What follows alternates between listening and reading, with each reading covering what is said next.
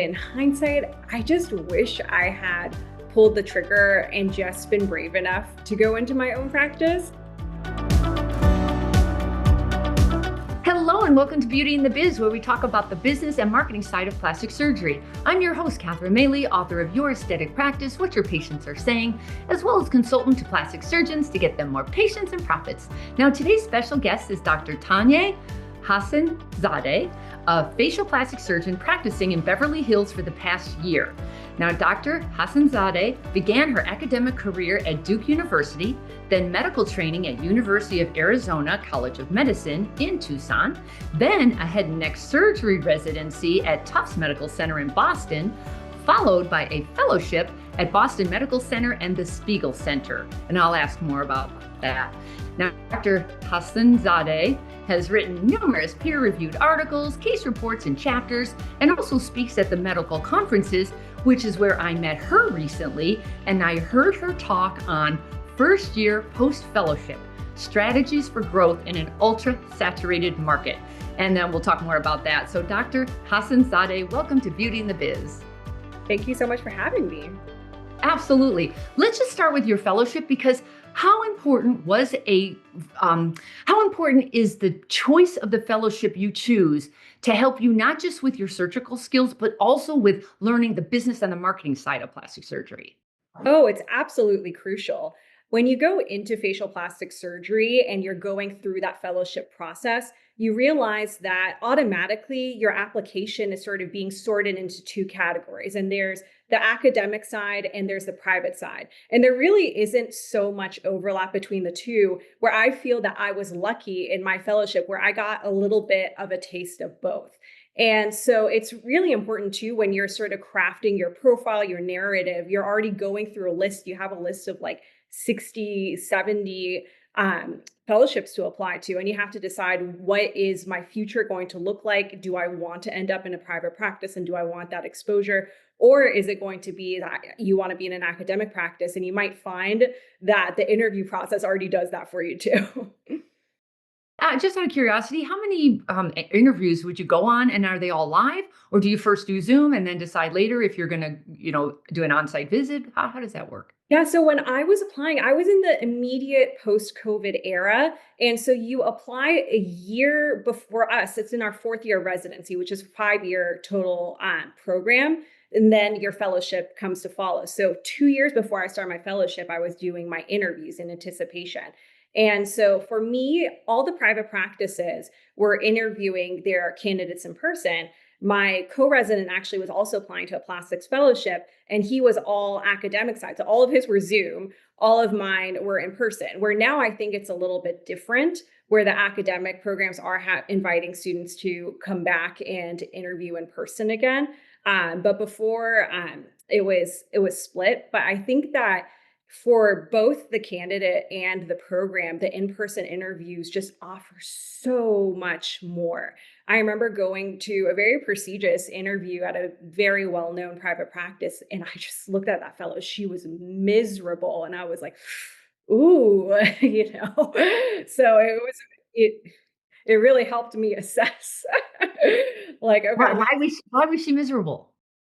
she was overworked. I mean, there again, it was, one of the a very high profile cosmetic surgery practice, and the patients were very much catered to.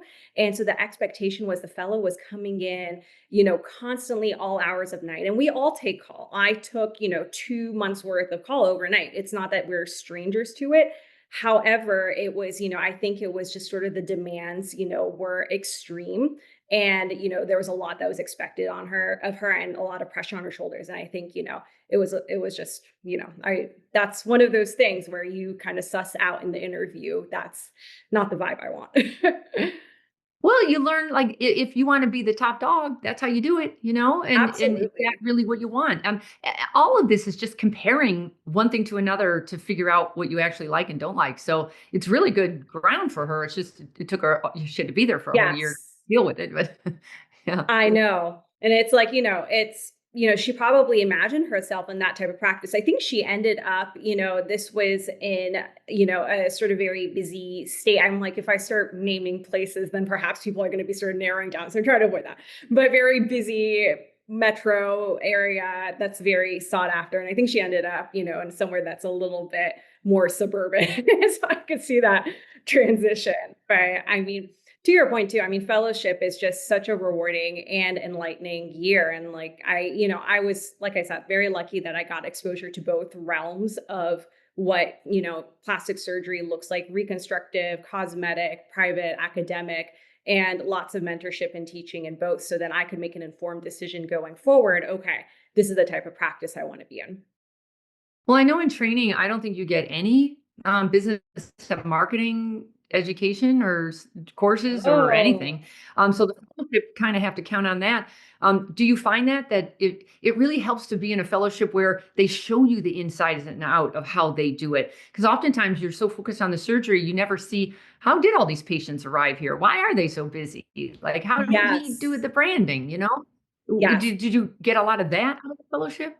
Absolutely. I think what's really nice about fellowship, and I mean, I have just the best things to say about my fellowship with Dr. Spiegel in Boston. He was terrific. He's But, great. in any fellowship too, there's only one, possibly two of you in that fellowship in like a large program. So you're getting so much direct one-on-one sort of mentorship. You really are that fellowship director's like right-hand person. And you really kind of become, they're your closest advisor and a friend. And so it's a very close relationship. And so you have so much insight. You're there, all day, you're there at night, and you see so much. You can tell, what's stressing out your fellowship mentor, what's going on with all the patients. Dr. Spiegel also really want to make a point of sharing sort of the business side. He would always drop little nuggets like, do you know how much this costs? And like, when we were speaking, we would be in the conversation. I would be in the conversation with the coordinators between him talking about, you know, how are we going to price this procedure? This patient wants like this discount, how do we decide, how to go about that, this and that. So it was really helpful. We're in residency. I think that our faculty also try to teach us, but there's just so much you're learning. You're overwhelmed, you're new. Just learning the clinical aspect of it is like the most you can do. And then maybe a little bit sprinkled later on. Right? When you're from the West Coast, right? And then you did Yes. all your training on the East Coast, and then what made you come back to the West Coast in the middle of Beverly Hills? What Crazy. how did that happen? Oh my gosh. Well, I like to say I bopped around coast to coast in all climates, but it's been great. I mean, I've had a really great experience and journey experiencing everything there is. This is home or home-ish for me. I grew up in Palos Verdes, and so I would often be out here in Beverly Hills visiting family, just, enjoying the area. It's a beautiful place to be. And, going through everything, sort of coming full circle at the end of my fellowship, I was deciding, okay, I was location driven in how I decided where I want to go. And everybody has different priorities, how they choose their next step after fellowship or after training. And for me, it was location and family. And I was like, okay, either I stay in Boston, I love Boston, I have great friends, great home here, or I go back home to Los Angeles. And so, that was, the big thing. And when I was kind of looking at jobs where I, want to be, I didn't feel comfortable right out of the gates to be like, I'm going to open my own practice. I wasn't there when I finished my fellowship. And so I thought, okay, I want to join someone else's practice. And so I ended up coming out here, joined someone else's practice. She's a general plastic surgeon, but does head and like facial neck surgeries as well, but not as much. So I kind of came in as the facial plastic surgeon, and I was the only rhinoplasty surgeon in that practice.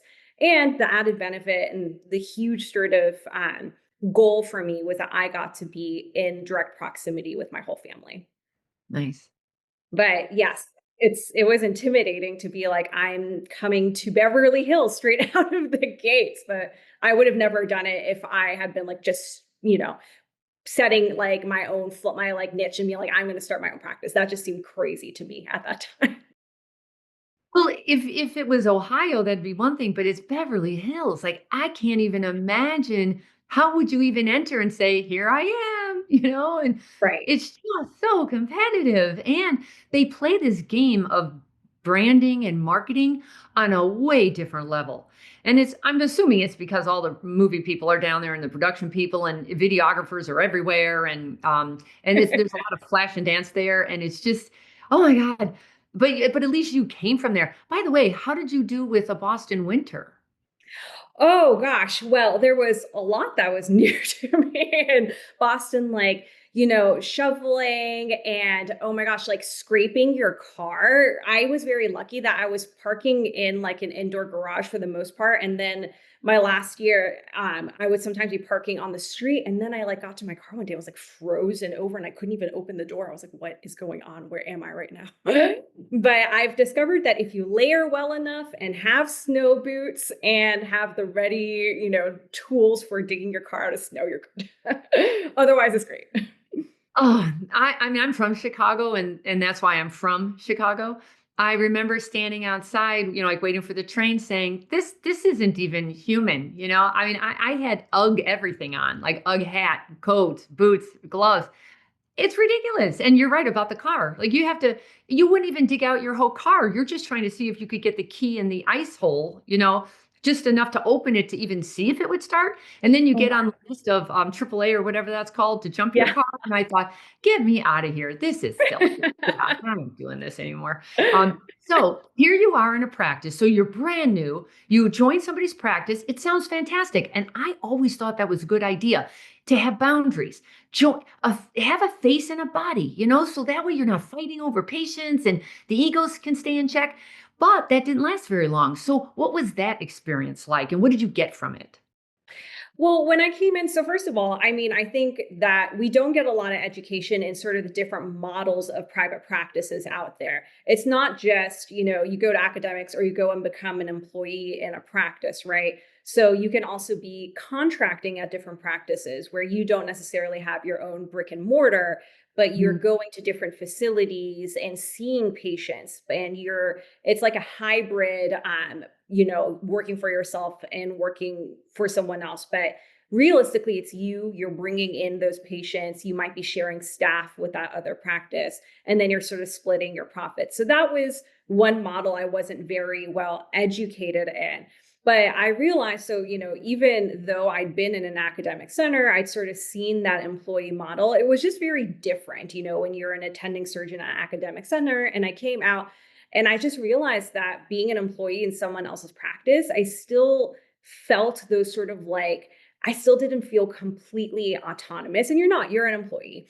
And I just realized how much at the end of such a long road, what is it? It's like 10 years postgraduate. I was like, I really do want that autonomy. I really want to be able to be controlling my marketing, controlling the types of patients I'm seeing, the procedures I'm doing. I want my portfolio to be fully mine under my name.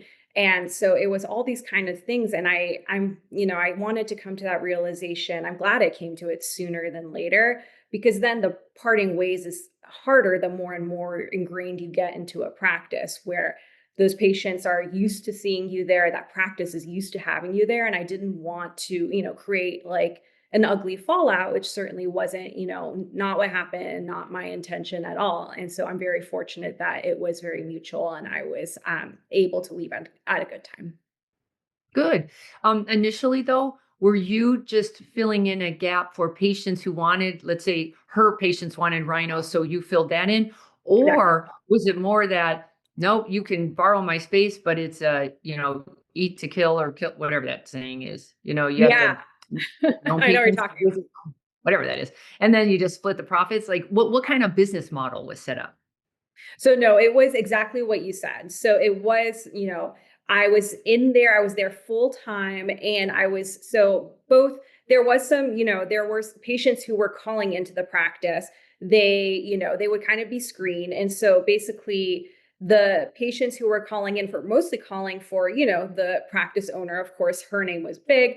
And then if for whatever reason the initial rates were presented, the patient couldn't afford to be with her, then I was, that fresh surgeon. And it's like, okay, well, here's a second tier. Here's a different option for you if you want to. So you stay in the practice, you see Dr. H, And then separately, all the rhinoplasty patients were coming to me for referrals and for surgery when appropriate, because that wasn't something that she was offering. And likewise, if I saw a patient who wanted body work done, then I was sending them to my boss too. So that's how that worked. But basically I had, so employee model being like a standard salary model, and then a bonus if I were to hit it enough with my productivity, with what, my surgical and non-surgical profits, then that would be sort of the next phase where I could kind of bring in that bonus in addition. And then were you able to collect your own photos and put your watermark on them, or were they the practices? No. So they were not my photos. And that was one of those things where I feel really naive now in hindsight, but it was in the contract. I didn't realize until I actually started, working there, seeing my patients, oh, I don't own those photos. And so, I was still able to post them to my social media because I wasn't being advertised in that way. The social media was all me. It was my account, and I could put them on my website. But as soon as I kind of started getting a little traction, I immediately got messages like, oh, you need to be putting our information, our watermark, our location, our geotag, our hashtags. And I was like, oh, okay. And so I turned back to my contract, was like, oh, it feels like almost like, lover or hater. I'm thinking of Taylor Swift right now. I didn't own my photos. And you can look at it in two ways. I mean, like, if some of those patients were patients I was driving in, like if they were my friends, my family, they were coming in because of me. But there were some patients too who were coming in because of the practice's marketing. So, okay, if you're being reasonable, you say the practice's marketing is bringing in those patients to you. So then you should be giving us credit. And so I think that's reasonable. And what I was able to negotiate was, I'm going to put my logo as well as your logo on my photos so that it's equally represented. And so that was something that was important to me, and I was able to negotiate. And then when you left, were you able to take your photos with your watermark with you? Well, No? I kept up what I have, and everything, is posted as per what was discussed. And I haven't really pushed it very much. It's one of those things where, again, like I'm so close. I was in Beverly Hills. I'm still in Beverly Hills. And so I was like, is that a can of worms I want to open? And it's Right. not. And, There was no non-compete clause? You stayed in the neighborhood. Yeah. well, in California, non-competes are actually illegal. They are illegal, can't be enforced. So, I know someone else who, put their shingle down like literally next door to the practice they left. So you're allowed to do it. Every state is different though. So you have to be savvy on the laws of the state that you're practicing in. Mhm. But yeah, California and Massachusetts, I believe, are two of those where non-competes can't be enforced. The smartest practices know a big part of their practice growth comes from retention, referrals, and repeat treatments, not just from new internet stranger leads. That's why I created the KISS Loyalty Club, a done-for-you system that keeps your patients returning, referring, reviewing, sharing you on social media, and completing surgery. Discover how KISS can grow your own practice revenues by visiting kissloyalty.com today. I knew they couldn't be enforced, but I thought people still tried to do them just kind of as a stopgap, just to see if somebody would sign it or not sign it. It's an indication, if they're thinking about long term or short term. That's sticky. So anyway, so now you decide to yourself, I've been in practice for less than a year. I'm going out on my own. I I think that's so gutsy. And again, it's in the middle of Beverly Hills. So how do you do that? How did you decide to rent or buy a place, or what was the next step for you? So the next step was just starting to tour. And, it's one of those things where you have to have reasonable expectations. And of course, we're in aesthetic surgery. I'm in, a full like cash pay cosmetic practice. And, my aesthetic really needs to come through and show. You can't just like be like, want to keep my overhead to a minimum. So I'm going to choose like a more distant location that isn't like as cute of a vibe. Like that's not okay. And so, I wanted location was really important. I'm in the Golden Triangle, which like is a huge thing to be able to say and promote. And I was lucky in that, I had like a connection, like a friend of a friend who's the building owner where I'm renting now. So like it was a little helpful in bringing down my negotiating my rent a little bit. But it was, I again, it's sometimes it's luck. Like I would go on LoopNet and like it's like the Zillow for like office spaces, and like I would be looking and I would go through, and it's there's not a lot out there, and I didn't have so much time to be like, "Oh, I'm just gonna sit around and wait for my space to be built ground up." Like, I couldn't do that. And so, again, I'm so lucky that my space was like it was, like, fully, like, new, renovated turnkey. I Oh, added in nice. a couple of things with tenant improvement, but people come in and they're like, "Oh, did you do those lights?" I'm like, "No, someone had the foresight to do that, but thank you." So, yeah, I was ready to move in. I'm fortunate for how it turned out, because not, for most people, you find a space, bare bones, build it up, or you're Mhm. compromising on something, be it like location, aesthetic, etc. If you want to find a place where the rent isn't going to make you go broke either. So, like I said, And a huge one is in California, some of the surgeons have been stuck because of that permit process. They can go on and on and on, and they like their lease is up and they thought they were moving into the other place, but there's been so many delays. They're like out on the street. They're going, what is happening here? So you didn't get caught up in any of that because you didn't have to do a rebuild or a refi or any of that. Good for you. Yeah. yes. No, I concur. I have heard about the permit process, and I do know it's a nightmare. So, Golly, lucky that I really can deter your success. So let's like give me like one of the biggest mistakes made so far that you wish you had avoided, but you learned from. You know, I don't know if this is necessarily a mistake, but in hindsight, I just wish I had pulled the trigger and just been brave enough to go into my own practice. I am happy I did it. I know that, it's, competitive environment, happiness with patients ebbs and flows, and, it's not always constant. But for the most part, I think, it was a very important educational experience. I'm really grateful for everything I learned, everything I was taught and took away from it. And I grew a lot in the business area. But ultimately, would it have been a little bit more straightforward and easier for me to have just gone straight into my own practice? Probably. Yeah. Well, you did it anyway so soon. Like a year later, you did it anyway. So that's interesting. Regarding staff and buying equipment and overhead, how big of a deal was that, or how challenging was that to balance it with I'm brand new here. I got to figure this out, but I also have to bring it, There's such a balance there. These are the questions I honestly ask myself at night. And it's, right now, especially sort of at the beginning of opening one's practice, it just feels like a hemorrhage of money. And it's, and I didn't even, renovate my space like we just talked about. It was turnkey as I walked into it. So I'm fortunate in that sense. But, it's, Dr. Spiegel would say that there's like a fellowship derangement syndrome, I believe, as he called it, where you go into fellowship and you're in these practices that they have everything, so many staff members, all the devices, and you come out and you have this expectation. You're like, oh wait, like if you're going to be doing it, like that's not where anybody starts. And so there are ways to like alleviate some of that. Like, people buy refurbished devices. There's good companies that will do, check the device, certify it, etc. So that's an option to bring that cost down.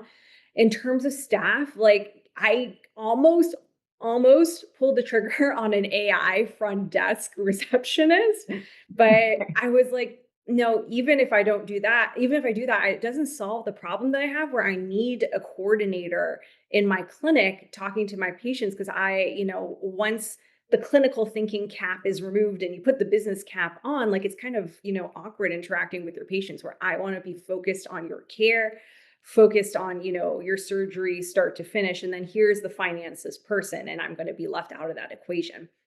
So I realized one person going through that hiring process. And so I'm actually finishing that up like really literally right now. And devices, I'm chomping at the bit, but holding off on as much as I can. I do have patients who want to come see me do lasers because I've done lasers for them at my prior practice, but just kind of trying to sort of wait until I have more steady cash inflow until I, pull that trigger.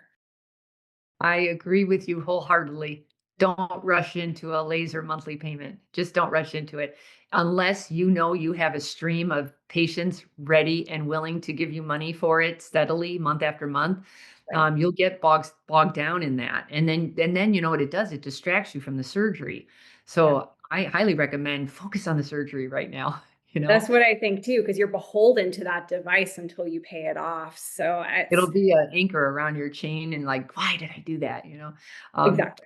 It's just you can't help yourself, and then you're like, "God, sorry I did that." And I mean, I've heard it 5 billion times, you know? "I'm sorry Yes. I bought that." Yeah. Yeah, So and there's rentals too. I mean, I actually did just perform a procedure. I love mhm, the InMode FaceTite Morpheus 8 device. I use it so much in my fellowship. I did so much of it, in this past year in my practice too.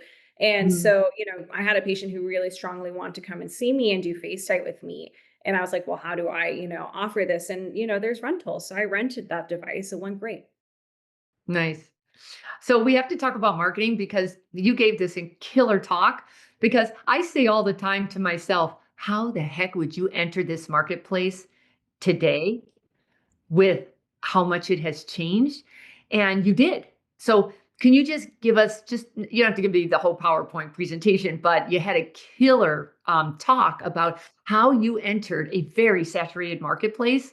So just some tips on how you did it. Yeah. Well, first off, I appreciate that those very kind words and compliments. So thank you.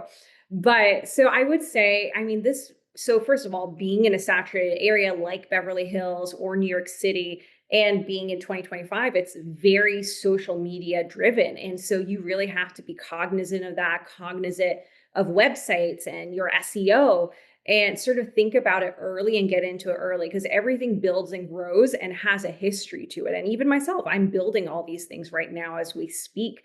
And so I think one of the most effective ways to start getting on Instagram, which is one of the most used social media platforms, is start doing it in your fellowship, start building that track record and history. So people, see that you are already operating in a lot of fellowships too. You're offering services independently. So you can do that. You have to make sure that you are cognizant of social media contracts. So you have to be, your patients have to sign, that they understand, they're willing to share their photos with media. And if you are, offering discounted rates for social media, you also have to have that little clause that in case something backfires, included in there where if the patient 5 years down the line says, I want you to take down my photos, but you offered him a discount for that surgery. Well, they need to be Mm, financially liable for that difference in the sum that they paid. So that has to be in there. And yeah, start building your profile. And it's not just Instagram. I think so many people, and at least my generation, we're very Instagram heavy people, but you have to have a presence on everything. There's TikTok, where TikTok speaks to sort of that 20-year-old rhinoplasty.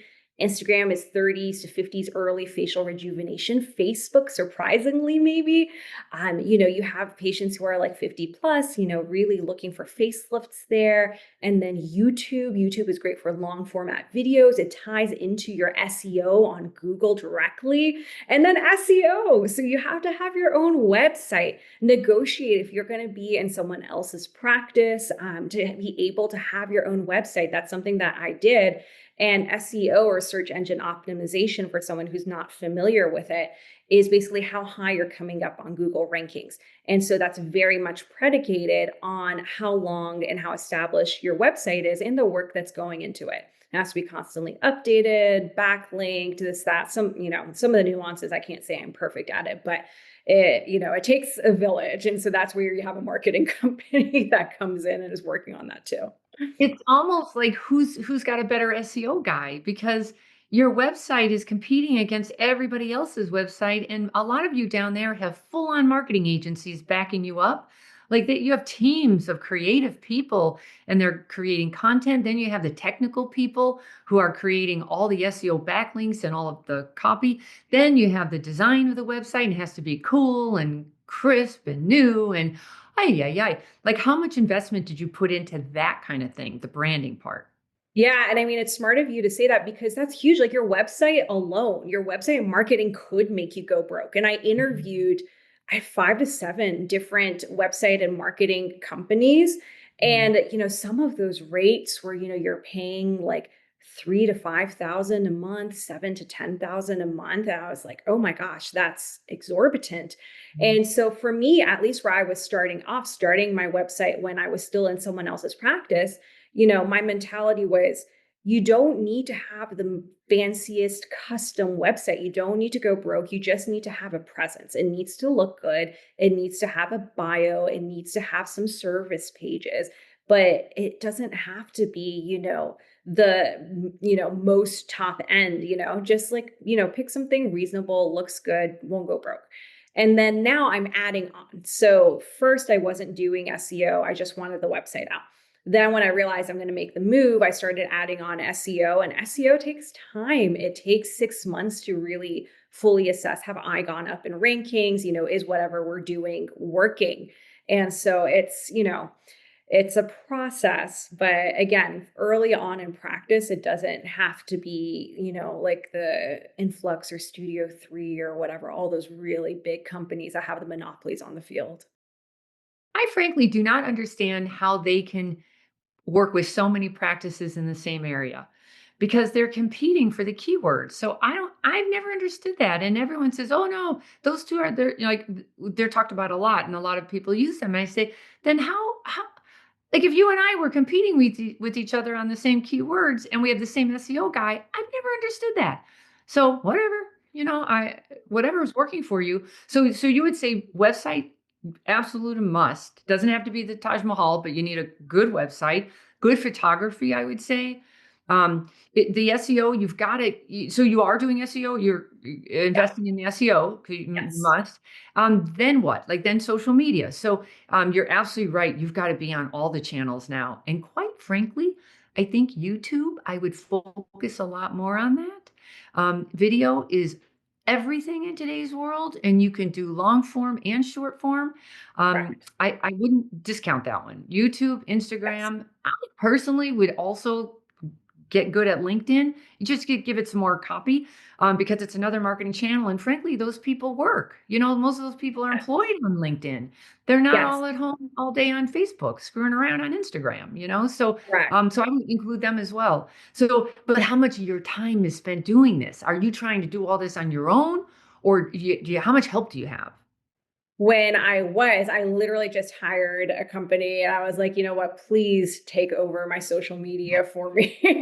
But oh We my all gosh, do that. Please do this for me. Oh my God. oh, Yeah. it's rewarding and it's not in some ways like, it's for as a plastic surgeon where I enjoy aesthetics and details, like in some ways when you have pockets of time, it's kind of like fun to be able to like put this together with the backgrounds, the effects, the whatever. But a 1 minute or yeah, like a 60 to 90-second reel takes like a day to fully edit. It is wild how it sucks you in. And I just do not have that time to dedicate to it. But that's why most surgeons I know and the model that I'm going to be developing they'll set aside like 4 hours, like a month, and they'll, record everything that's going to be all the content for the month, all Q and A's, this and that, fun reels, whatever it is, and then their company is going to edit it, put it together for it, and then like drop it in bursts. And Mhm. there is an algorithm to everything. There's an algorithm to Instagram, on TikTok, how you're being promoted. And so you want not only your followers to be engaged, but for new eyes to be coming to your page too. And so you have to figure out exactly what those hashtags are. What time am I posting? How long is this reel? What music am I using? It's all these silly, quirky things where people outside of Beverly Hills in New York City think we're kind of crazy to do it, but there's a method to the madness. But yeah, that's also where it's nice where, professional media and marketing can maybe have some more insight, whereas my understanding is still rudimentary. So do you think it's paying off? Are you tracking well and like they're coming from specifically Instagram or specifically TikTok or they're coming from word of mouth? Do you know any of that? Yeah, so I mean, I have been looking at that. Most of my referrals are word of mouth. Like, and that's for any surgeon, your most consistent base is going to be those word of mouth referrals. And that's who you want. And that's, a compliment to the work and the services that you're delivering. Um, Mhm. then the next most reliable, I think, for myself, for all other surgeons, is Instagram. And Mhm. then followed by TikTok, where the interesting thing is you get more eyes on TikTok. Like I've noticed that, it was much easier for me to increase my views on that platform versus Instagram. But then somehow like their TikTok is like people are, looking around the world and they're not necessarily coming to see you. Beverly Hills is a destination city for plastic surgery, but still those people are just kind of like, scrolling. Whereas Instagram, I think, has more of that, a little bit of an older base, not Mhm. necessarily looking for, a fast tap and maybe a little bit more reliable in that sense. So that's my 2 cents. No, I agree. I'm actually a little surprised Instagram is still going strong because typically we get tired of things. Like Facebook feels so old school now, and then Instagram took them over. I just feel like Instagram is so prepped for being taken over by, but I don't think it's TikTok. Plus, TikTok keeps coming and going with the China connection. So I I know, I wouldn't. know. I think they're selling though. So like, Oh, but I think that what's interesting about Instagram is that they have been doing so much to try to kind of keep themselves relevant. Like they changed like I remember that you could only post reels of a certain length on Instagram, and then they made now that's I think you can post of like up to 3 minutes. So I think that's Oh, almost like rivaling YouTube a little bit in that sense, where it was yeah, frustrating yeah, to me if I wanted to go 92 seconds, it wouldn't let me. right. Um, and then they're trying to compete with CapCut too, where CapCut is like an editing app on your Yeah. phone, whereas now they created their own Instagram studio so you can edit Oh, like directly in there. I haven't really used that one yet. I'm still on CapCut, but yeah, they put a lot of effort into it, I suppose. So I guess it pays off. well, that explains it then because they're hanging in there because Yeah. somebody must be at their tail here somewhere along the line, but it takes so much time to build up that networks, that social network that they do. But anyway, what else? Did you do any grassroots kind of like any influencer kind of work or, trying to partner with med spas or did you do any of that? That's sort of my next step. I do think that there is a role, especially in some place like Beverly Hills, where influencers or micro influencers can be very Yeah. helpful. And again, because it's building your before and after portfolio is what needs to happen first and foremost. And so, you have to maximize networking, get all your friends and like family like in the door. And then when you exhaust that, then you're starting to think about, okay, how can I get people in the door who want to be on social media, because a lot of people, rightfully so, are very private. They don't want their photos shared. But you just, in today's environment, you need that. So the influencers, are great where you can sort of build that relationship, those contracts with them, get the word out about you. Um, and then, but every day where you're walking out and doing something is an opportunity for you to advertise for yourself. Like I always have my business cards on me. You really never know when you're going to meet someone who's interested in, coming to you and see you. And if they engage with you and they like your personality, they're much more likely to come to you than Joe Schmo, who's number one on Google ads, even though that person's putting a lot of money into their ads. So I think that's it's important, especially early in your practice. So is there any marketing thing you tried that absolutely flopped? Well, I can't say that I've exhausted everything yet in terms of marketing, but not so I would say nothing has flopped yet. But like I said, I keep saying SEO is a process. Like I wish that I still feel like I haven't gone up as in SEO as fast as I would have liked to, or as much as I would have liked to be where I'd like to be right now. But again, and so then what I'm thinking about now in the back of my head is okay, I'm almost done with sort of my 6-month trial of seeing where I'm at with my SEO. Am I going to move to a different marketing company or am I going to stay with them? I've been giving them 6 months of feedback. And if I'm not there, but then here's the problem like they, I tried so hard to be able to go to a place where have a website that I can move from one company to another. I'm like, okay, are you on WordPress? Because WordPress is like the universal website language.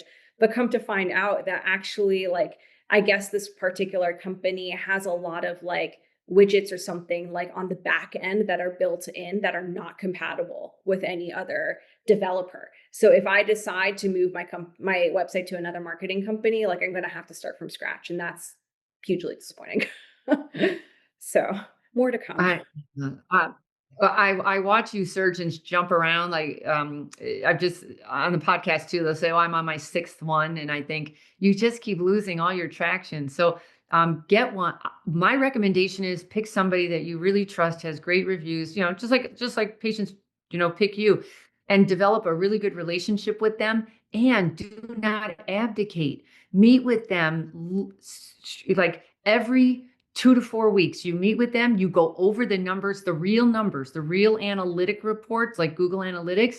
It's so overwhelming because it looks so, until I sat down and said, this report cannot be this confusing. And then I finally learned it and I'm like, oh my God, it's like the real answers are there. Like how many people really did go to that page. And it's not, once you understand how to do it, those are the real numbers, not anyone's anecdotal numbers. It's the real numbers. And I would say, the more interest you show in their efforts to help you, the more they're going to help you. The, It's the, true. the problem is the one that's screaming the loudest gets the most service. And if you're one of those people, it's like, oh, you handle that. Let me know how it's going. That's how people just start getting a little lazy about it. And then you say, that's it, I'm leaving. So I'm just saying, I would try to work with the person you have instead of constantly jumping and starting over because you're No, not I going to get completely any agree. traction. No, I agree. And Yeah. I think it's interesting that, you pointed out something that I've noticed too, going kind of through this process of where I'm thinking, okay, starting my own practice and sort of becoming a business owner rather than sort of that Yeah. employee. And like, I've always been someone who's kind of like, sort of like very mild mannered, very agreeable, etc. And now I'm kind of starting to step into that shoes where I need to sort of, I'm owed this, I'm entitled this, I'm paying for the service, and requesting kindly that my expectations are met. And so I would say that I am happy with the company overall. They are very responsive, and I know of other companies that are definitely not as responsive, and they're companies with big names. So give them credit where it's due, and we Mhm. have been working closely. But yes, you really have to advocate for yourself. You have to be your own biggest advocate. I think that's one of the biggest pearls that I've learned as I'm growing into this position as a business owner. So overall, what advice would you give somebody else a year behind you who's trying to get into the world, this marketplace? Overall, what would be your biggest top tips?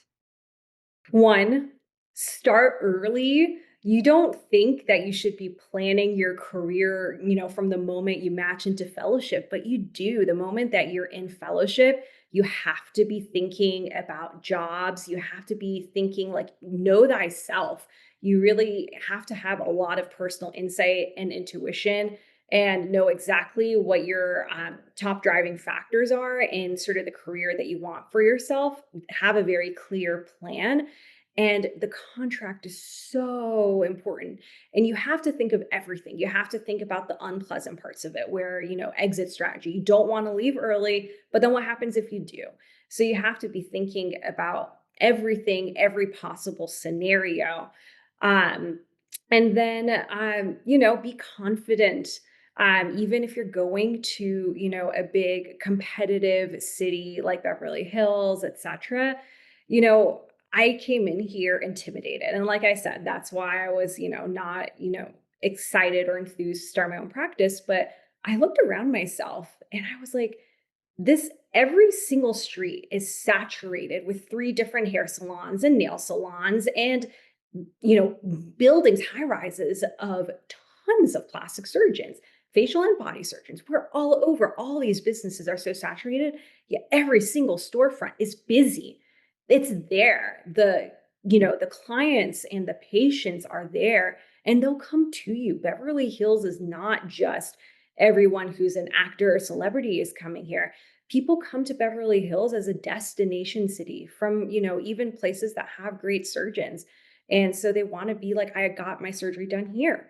So, don't let competition drive you away. If that's where you want to be, then find a way to make it work out because it probably will.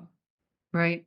There's a lot of cachet there and there's a lot of demand. LA is a huge that area is there's a lot of people there. So there are also a lot of doctors, but there's also plenty of demand to supply all of you if you want to play in that pool. I think there's still room, you know. You just have to be on your game though. It's not a hobby. Like you're against people who like eat, sleep and drink this, you know. They're wow. There's some intense people down there and very competitive. Yeah. Yes. Yeah. So, we're gonna wrap it up. Can you give me, so far in your experience, like a patient or staff story that is just entertaining or ridiculous or scary or anything you Yeah. care to share? So, one thing that I've gotten a little bit more attuned to was starting to kind of think more about sort of like body dysmorphia and sort of Mm. screening more closely the patients that I'm treating. And so, I had one person who came in when I was at my former practice, and she wanted to get a face type procedure. It seemed like a very straightforward consult. Come to find out, it was a revision face type procedure. She'd had this done in China like a year ago, year and a half ago. Okay. And so then kind of she was really demanding, like the coordinator was working from home that day. I told her, oh, so, so and so is going to send you a quote by the end of the day. She'll give you a call. And she was, adamant. No, no, no. She needed to absolutely have a quote. And I was like, oh, but it's best that you speak with this person. They're going to be able to, best provide you with that guidance. No, no, no. Why can't you do that? Why can't the girl at the front desk do that? Okay. So then, the front desk, after like a little bit of back and forth, I was like, okay, you know what, let's have the person at the front desk just give her this quote so she can see. And then, the demands kind of continued. So after she left, then she would always send messages at odd hours of the night, like 3 a.m. And she sent photos of her face and she would mark, I want my incision here. And, I explained to her, I was like, no, no, no, face tight. I don't make incisions on your face. That's the whole point. I make them, in hidden areas. She's like, no, I want an incision here because in China, they make an incision here so you get closer. And, I was like, wait, no. And so I was like, that was at the point where I was like, oh, I'm not going to operate on this patient. And I tried my best. And I just realized I would never be able to satisfy her. And I need to deliver care in the way that I best see fit. So then I had to kind of, figure out, what am I going to do? And so that's actually where malpractice insurance is helpful because I was able to call my carrier and be like, I'm dealing with a difficult patient. And so they have like a whole, guideline of how you, politely end patient services. And it was easy for me because I actually hadn't even touched her or operated on her at all. So thank goodness for that. But your spidey senses need to be tingling because sometimes it's not that obvious. Yeah, you're right about the body dysmorphic down there. That's I would think it's rampant almost.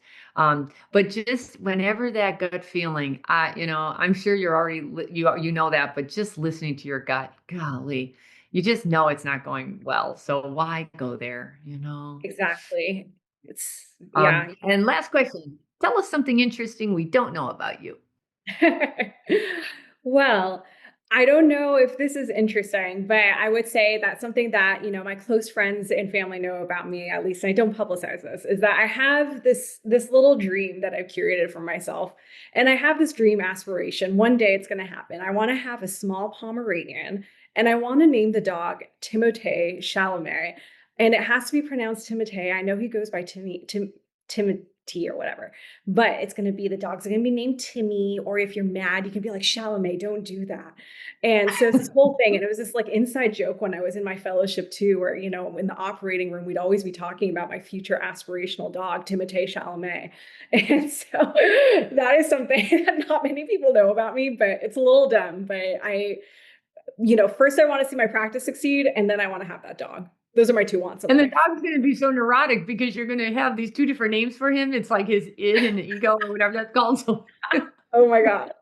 He's gonna have that's to learn to respond to both. That's the only way this is gonna work.